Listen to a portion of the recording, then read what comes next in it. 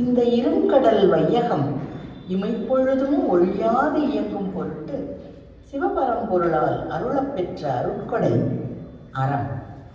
ஓங்கி வளர்ந்து செழித்து பூத்து காய்த்து கனிதரும் ஒரு பெரிய மரத்திற்கு ஆதாரமாய் நிற்பது அதன் ஆணிவேர். அதுபோல் மனித இனமும் மற்ற அனைத்து உயிரினங்களும் நிலை பெற்று வாழ்ந்திட அடித்தளமாய் ஆணிவேராய் நிற்பது அறம். சிறப்பு ஈனும் செல்வமும் ஈனும் அறம் என்பதும் அறத்தினூங்கு ஆக்கமும் இல்லை என்பதுமாகிய பொய்யாமொழி புலவரின் பொன்வாக்கு மறுமையில் எல்லாவற்றிலும் மேலான வீடு வேற்றை தருவதும் இம்மையில் வாழ்க்கைக்கு தேவையான செல்வத்தை தருவதும் அறமே என்பதையும் மக்கள் உயிர்க்கு அறத்தின் மேற்பட்ட ஆக்கம் இல்லை என்பதையும் அறுதியிட்டு கூறுகிறது.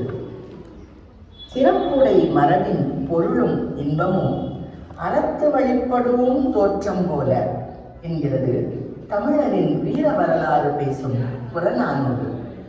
அறத்தை அடித்தளமாக்கி அவ்வழியில் பயணித்து பொருளீட்டி இன்பம் துய்த்து வாழும் வாழ்க்கை சிவபரம்பொருள் ஒரு உயிருக்கு அருளவல்ல மிகப்பெரிய உயர்ந்த சிறந்த கொடையாகிய வீடு வேற்றை அருளவல்லது என்பது நம் அருளாளர்கள் வாக்கு.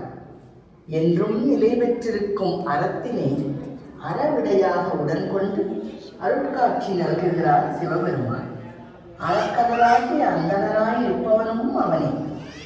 இதனை அறவாழி அந்தணன் தாழ் சேர்ந்தார் கல்லால் பிறவாழி நீந்தல் அறிவு எனும் வள்ளுவ பெருந்தகையின் வாக்கு விளம்பி நிற்கிறது. அறம் அழியும் இடங்களில் நீதி நிலை தடுமாறும். மண்ணுயிர்கள் மயங்கி மலங்கி தலை தடுமாறி வீழும். இத்தருணங்களிலெல்லாம் அறத்தை நிலைநாட்ட நீதியை நிச்சயமாய் நிறுத்த சிவபெருமான் ஏதோ ஒரு உருவில் எழுந்தருளி வருவார் என்பது திண்ணம். மாணிக்கவாசகப் பெருமான் நீதியே செல்வ திருப்பெருந்துறையில் நிறைமலர் குருந்தம் மேவிய சீர் ஆதியே என்று ஏற்றுகிறார். அறவிலகும் அருளான் என்று நம் ஞானசம்பந்த பெருமானும் அழைக்கிறார். பரஞ்சோதி முனிவர் அருளிய திருவிளையாடல் புராணத்தில் நீதியை நிலைநிறுத்த மதுரை சொக்கநாத பெருமானே ஒரு அவலை பெண்ணின் மகனுக்காக அவனது மாமனை போல் உட்கொண்டு வந்து வழக்காடி நீதி கிடைக்கச் செய்த அருட்திருவிளையாடல் 39வது படலமாக மாமனாக வந்து வழக்குரைத்த படலம் எனும் பெயரில் அமைந்துள்ளது. வாய்மையே வெல்லும், அறமே உலகை ஆளும், நீதியே என்றும் நிலைக்கும் என்பதனை நம் நெஞ்சங்களில் பசுமரத்தாணி போல பதித்திடும் பொருட்டு மாமனாக வந்து வழக்குரைத்த படலம் மதுரை சொக்கநாத பெருமானின் அருட்கொடையாக நாடக வடிவில் உங்கள் கண்முன்னே இதோ இங்கே இப்போது கண்டுகளிக்க அனைவரும் வருக, அரணருள் பெறுக. திருச்சிற்றம்பலம். திருவிளையாடல் புராணம் மாமனாக வந்து வழக்குரைத்த படலம். காட்சி 1. இடம் கணபதியின் மாளிகை.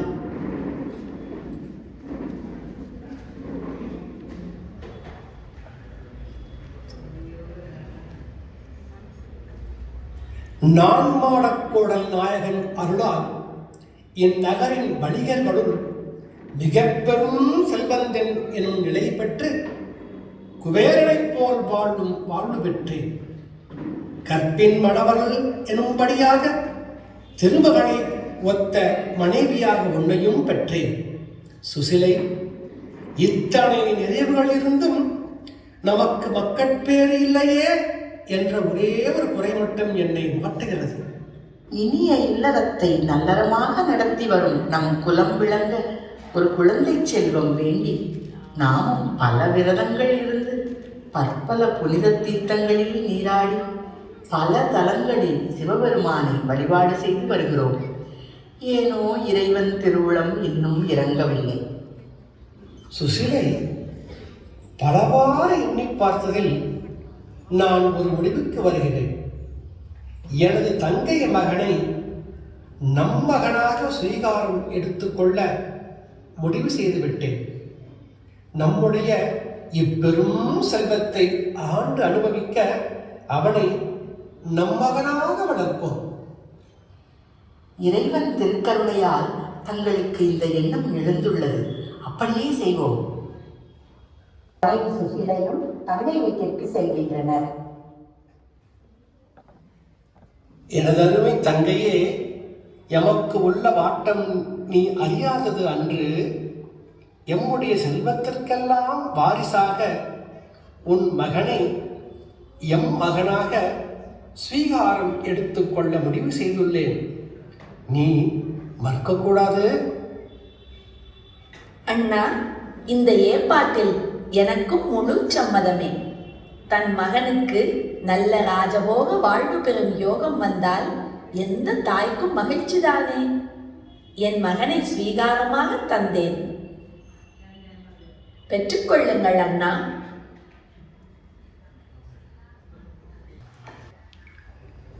காட்சி 2. இடம் தனபதியின் மாளிகை. சிறுவனுக்கு அலங்காரம் செய்து பட்டாடை உடுத்துவித்து பொன்னகைகள் பல பூட்டுதல்.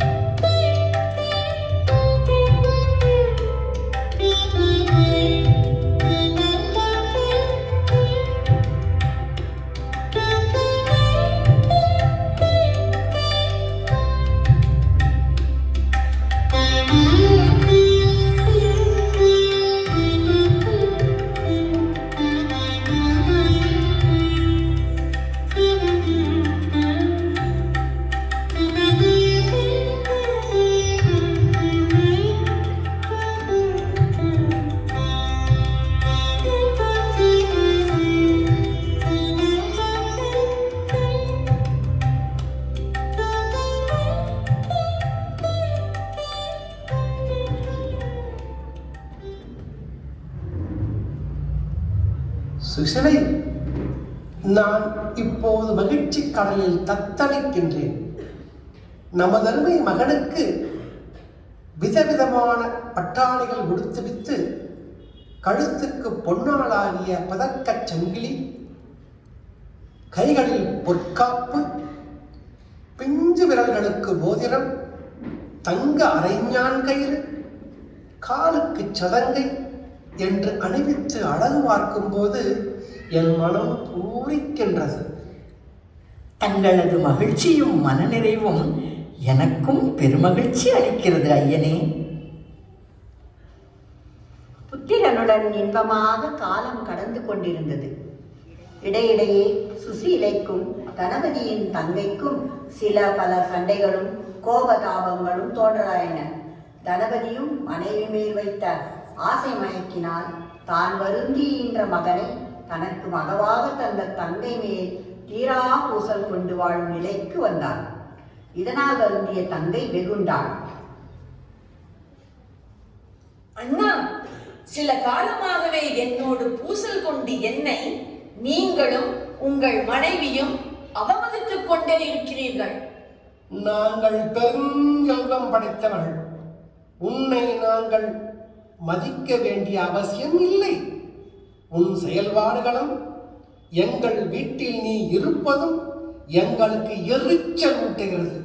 அதனால் சண்டை மூடுகிறது. சிவசிவ, இது என்ன நன்றி கட்டத்தனம்? பெருமிதம் உனக்கு ஏன்? என் அருமை நன்மகனால் என்றோ நீ இம்மை மறுமை பயன்களை அடையவிருக்கிறாய். இந்நிலையில் ஈதென்ன ஆணவ பேச்சு உனக்கு? சிவசிவா, இப்பிறவியில் இனி எனக்கு பிள்ளை பேறு இல்லை. இனி வரும் பிறவியிலாவது நன்மக்கள் பேறு வாய்க்கும்படியாக காடகத்தில் சென்று தவம் செய்யப் போகிறேன். என்னுடைய நிலபுலம், பொன்பொருள் மற்றுள்ள அனைத்து செல்வங்களும் பலங்களும் என் மருமகனுக்கே ஆகட்டும். என் மீது அன்பு கொள் மனைவியோடு அருந்தவளருக்கு செல்கின்றேன்.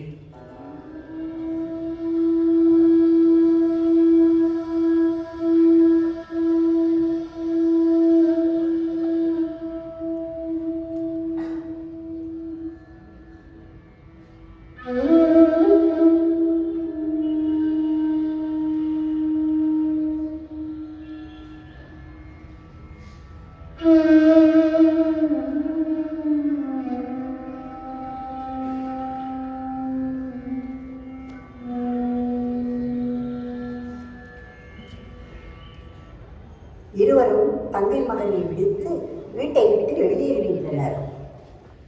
காட்சி 3. இடம் மதுரை சொக்கநாதர் திருக்கோயில். தவம் செய்ய சென்ற கணபதி பல காலம் மீண்டு வராத காரணத்தால் கணபதி தன் தந்தை மகனுக்கு ஆக்கிச் சென்ற சொத்துக்கள் செல்வங்கள் அனைத்தையும் பொய் வழக்கு பேசி வஞ்சனை செய்து திருடிக் கொண்டு விட்டனர் தாயாதிகள். தந்தையும் அவள் மகனும் செல்வம் அனைத்தையும் இழந்து மிக்க வறுமையில் விழுந்தனர். மனம் நொந்து வாடிய தங்கை மதுரை சோமசுந்தர கடவுளிடம் சென்று அழுது முறையிடுகிறாள்.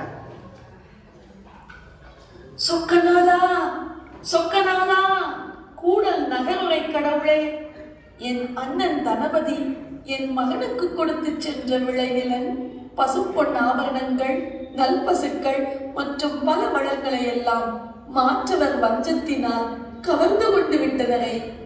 சிறகொடிந்த பறவை போல் தளர்கின்றேன் இறைவா. தாங்கனர் யாரும் இல்லாது தளர்வும் என்னையும் என் மகனையும் நீயே தாங்கிக் கொள்ள வேண்டும் கண்ணுதல் பெருமானே. சொக்கநாதா, நின் திருவடிகளே சரண்யமக்கு. சுந்தரேசா, நின் திருப்பாதங்களே துணையமக்கு. தாயும் தந்தையும் எமக்கு நீயே காத்திட வேண்டும் பெருமானே. நான் தனியே நிற்கும் ஒரு பெண், என் மகனும் இளையவன், உலகமறியா சிறு பிள்ளை. நாங்கள் திக்கற்றவர்கள். எம் நிலை கண்ட தாயாதியர்கள் எம்மை வஞ்சித்து விட்டனர். ஆன்றோர்களும் சான்றோர்களும் தெளிந்து ஏத்தும் அருட்பெருங்கடலே, எங்கும் நிறைந்திருக்கும் பரம்பொருளாகிய நீ அறியாதது ஒன்றும் இல்லை. காத்திட வேண்டும் ஐயனே. சொக்கே நின் தாழே துணை, சொக்கே நின் தாழே துணை, சொக்கே நின் தாழே துணை, சொக்கே நின் தாழே துணை, சொக்கே நின் தாழே துணை.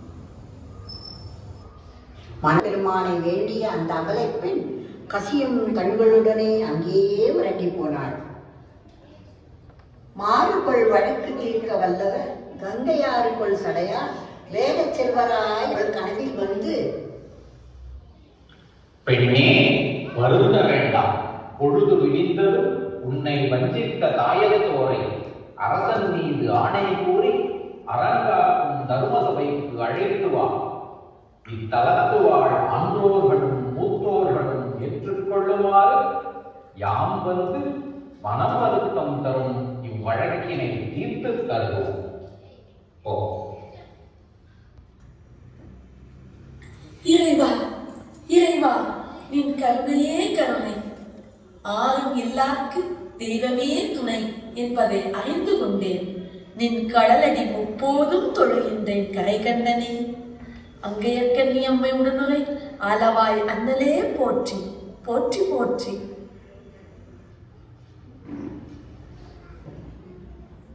இடம்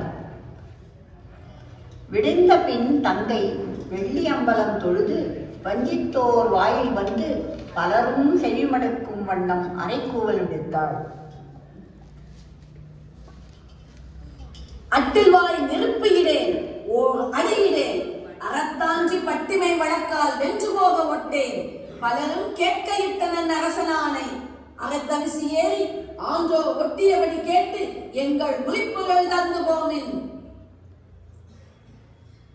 என்ன பெருசா பேச வந்துட்ட? நாடியத்தவளுக்கு வாழ்வு வந்துருச்சோ? வீரம் பொங்கி வருது.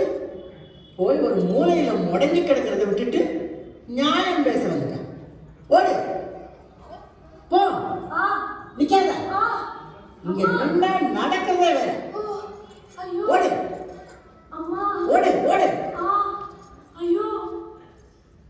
போ.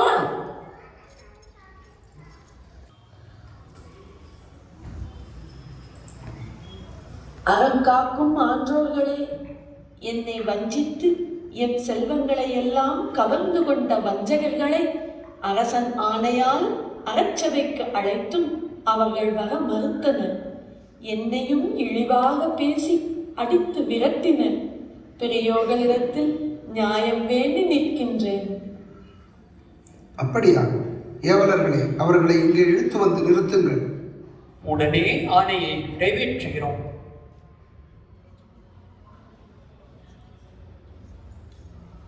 என்ன, அரசன் ஆணையை கூட மதிக்கும் ஒழுக்கம் இல்லையோ? அறச்சபைக்கு ஆன்றோர் அழைத்தும் வாராத வகை ஆணவம் தலைக்கேறியதோ? அப்போது இறைவர் கனவை போல் உள்கொண்டு காலில் உள்ளகம் அசைய, பட்டு வஸ்திரம் பளபளக்க, கழுத்தில் மகர கண்டிகை தொடர்ந்திருக்க, கைவிரல்களில் மோதிரங்கள் மின்னிட, காளை போல் மிடுக்க நடை போட்டு அரசவைக்கு வருகை புரிந்தார். அரசன் இல்லையோ? ஆன்றர்கள் இல்லையோ? வேந்தன் செங்கோலும் வளைந்து போயிற்றோ? குற்றமில்லாத ஊர்கள் சொல்லும் தெய்வமும் இல்லாது போனதோ? என்றும் நிலைத்திருக்கும் தனமும் ஒளிந்து கொண்டதோ? ஐயோ, தனமதி நீ வரப்போவதில்லை என்றுதானே துணிந்து வஞ்சனையால் இவள் செல்வம் கவர்ந்தோம். இவன் இப்போது வந்து விட்டானே. இன்று நம் கதி அதோ கதிதான். கெட்டோம் கெட்டோம். அந்தோ இத்தனை வறியவர்களாகி போனீர்களா? மார்பில் அணிவித்த ஐம்படையை காணவில்லை, காலில் அணிவித்த சிலம்பை காணவில்லை, தோலை வருடும் பெரும் பதக்கத்தை காணவில்லை, முகத்தில் சுழலும் சுட்டியை காணவில்லை, காதுகளில் மின்னல் போல் ஒளிவிடும் குழைகளை காணவில்லை, பிள்ளையின் மேனி மேல் அணிவித்திருந்த ஆபரணங்களை கூடவா விட்டு வைக்காமல் கவர்ந்து கொண்டனர் இவ்வஞ்சகர்கள். ஐயோ, சரி, ஆனது ஆயிற்று, போகட்டும். இனி இவ்வழக்கில் நியாயம் பெற ஆக வேண்டியதை பார்ப்போம். மங்கள மாடம் ஓங்கு மதுரை நாயகனே, மாணிக்கம் தேற்றி நிற்கும் எங்குல வணிகரேரே, எம்மனோர் வழக்கை இந்த புங்கவரிடனா தீர்த்து தருக. நட்பு கொண்டது போல் நடித்து வஞ்சம் செய்து தனியே நிற்கும் அவளை பெண்ணிற்கு இம்மியும் உதவாமல் வல்லடி வழக்கு செய்து மொத்த செல்வங்களையும் சொத்துக்களையும் இவர்கள் கவர்ந்துள்ளனர். தாங்களே அவற்றை விட்டுத் தர வேண்டும் ஆண்டோர்களே. தர்மச்சபையோரே, வந்திருக்கும் இவர் பல சிறப்புகளுடன் நிறைந்த வணிகர் தனபதி அல்ல. இவர் எவரோ? தனபதி போல் உருக்கொண்டு வந்து உள்ளார். நாங்கள் இந்த வழக்கை ஏற்றுக்கொள்ள மாட்டோம்.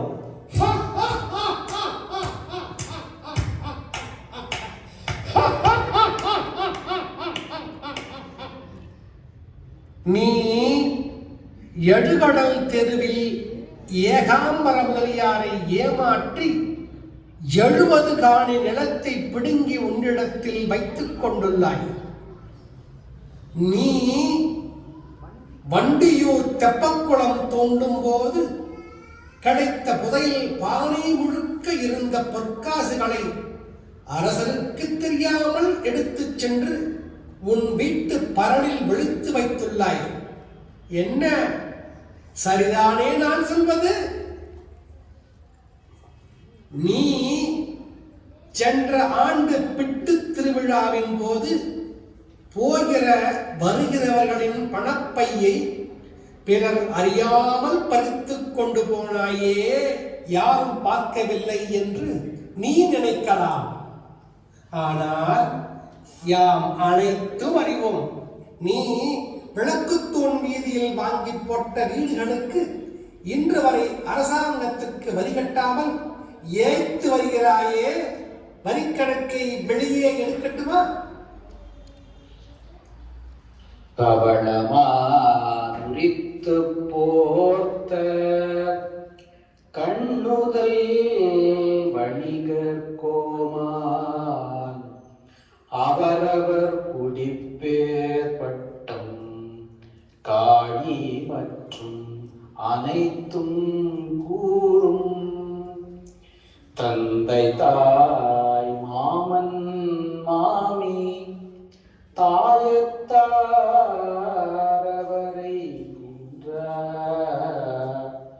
மைந்தர்கள் உடன் பிறந்தார் மனைவிய கிளைஞர் மற்றும் அந்த குணங்கள் செய்கைகள் ஆதிய அடையாளங்கள்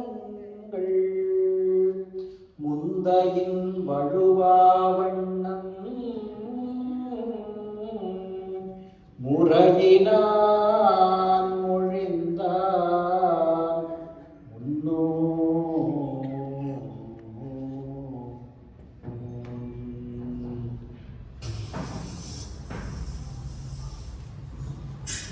இதுகாரும் கேட்டவற்றை ஆராய்கையில் வந்திருப்பது பெருவணிகர் தனபதிதான் என்பது உறுதி செய்யப்படுகிறது. பொய் வழக்கு பேசி செல்வங்களை கவர்ந்த தாயாதிகள் வேம்பு மாலை அணிந்த பாண்டிய மன்னனின் ஆணையின் பேரில் தண்டனைக்கு உரியவர்கள் ஆவார்கள். ஐயோ, நம்ம மோசடி அம்பலமாயிடுச்சு. எப்படி தப்பிக்கிறது? ஐயோ, என்ன பண்றது இப்போ? இப்போ ஒரு நொடியில வந்துடுறேன்.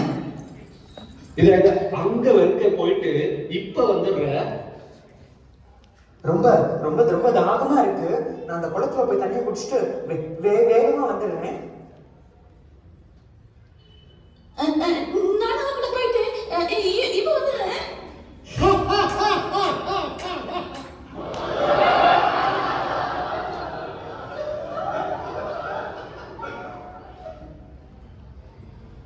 தனபதி வணிகர் தந்த தனமெல்லாம் தந்த மைந்தர்க்கே என்று எழுதி சாசனம் செய்து தருகிறோம்.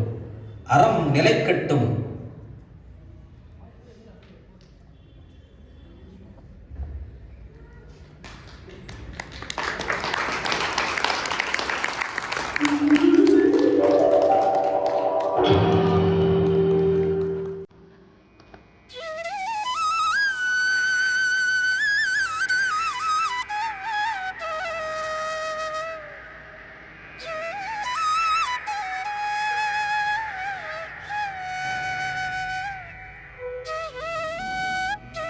தங்கை மற்றும் மகன் கைகளில் கொடுத்துவிட்டு மறைந்தார் கணபதியூர் கொண்டு வந்த சொக்கநாத பெருமான். மன்னன் சுந்தரேச பாதசேகரன் இவ்வழக்கு நிகழ்வினை அறிந்து சிரித்து போனான். மாமனாக வந்து வழக்குரைத்த மதுரை நாயகன் கருணையை எண்ணி வேந்தான்.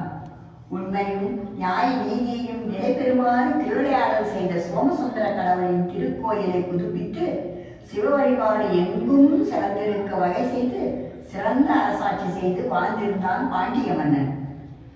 நீதியே போற்றி, நித்தியமே போற்றி, கலந்தோரை தானே போற்றி, ஆலவாய் அண்ணலே போற்றி போற்றி. திருச்சிற்றம்பலம்.